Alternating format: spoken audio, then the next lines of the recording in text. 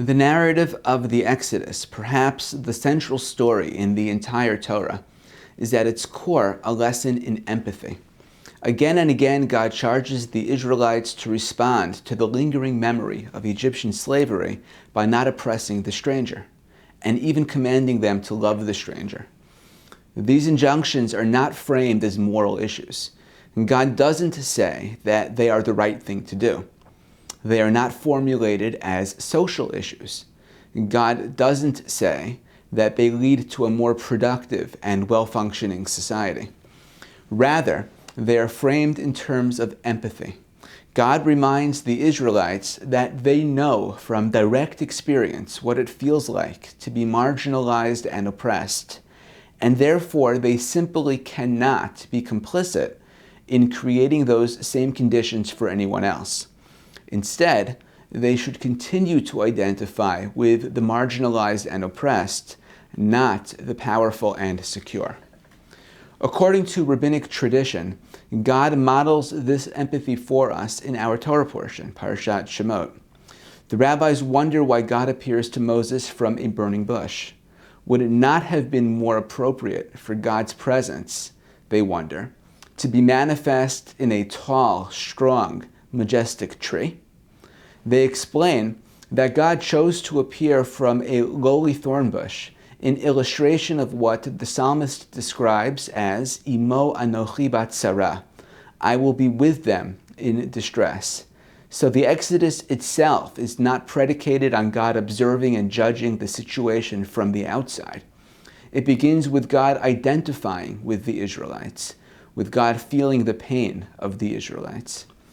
The challenge for us is that while the biblical Israelites may have left Egypt with the taste of slavery fresh in their mouths, it is difficult for us to truly establish empathy with oppressed people in our present day on the basis of that story.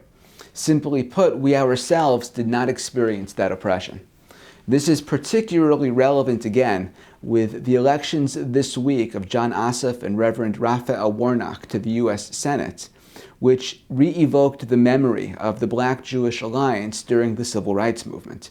Historian Mark Dollinger notes that many Jews look back on that alliance as the product of empathy, bred by a shared history of oppression.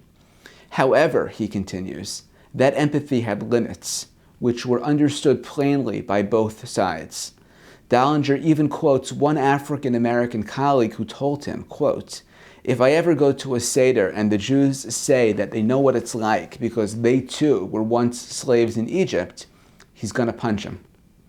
In fact, even at the height of the Black-Jewish alliance, most Jewish civil rights leaders understood that their own experience in mid-20th century America was one of rapid acceptance, one of social ascent, while the African American community still directly felt the devastating impact of slavery and its aftermath.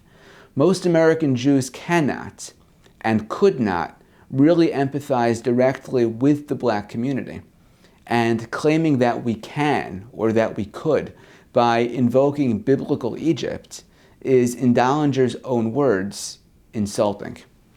Dollinger's book, Black Power, Jewish Politics, claims that while empathy could not bridge the growing divides between the Black and Jewish communities, as those connections began to unravel, the deep relationships that had been forged during the Civil Rights Movement continued to exert a powerful influence.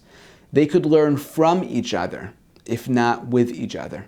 For example, the surge in Zionist fervor after the Six-Day War in 1967, one which far surpassed even what followed the establishment of the State of Israel in 1948, was partially the result of a new Jewish nationalist pride, one that was learned and adapted from the growing Black Power movement. Conversely, the economic empowerment, community structures, and self-reliance that became themes of Black nationalism and civil rights efforts in America were themselves modeled on the successful and influential Jewish communal institutions and organizations of that time. So reaching out empathetically, even in good faith, does not always succeed in helping us fully understand each other. In our multicultural and multi-ethnic society, it's particularly difficult for us to fully appreciate the unique experiences, the unique challenges of other groups, even those with whom we share common interests. Perhaps, then, we don't just reach out to the stranger to understand the stranger. Perhaps we also reach out to the stranger to better understand ourselves, who we are, where we come from, and what our responsibilities are in the moment. Shabbat Shalom.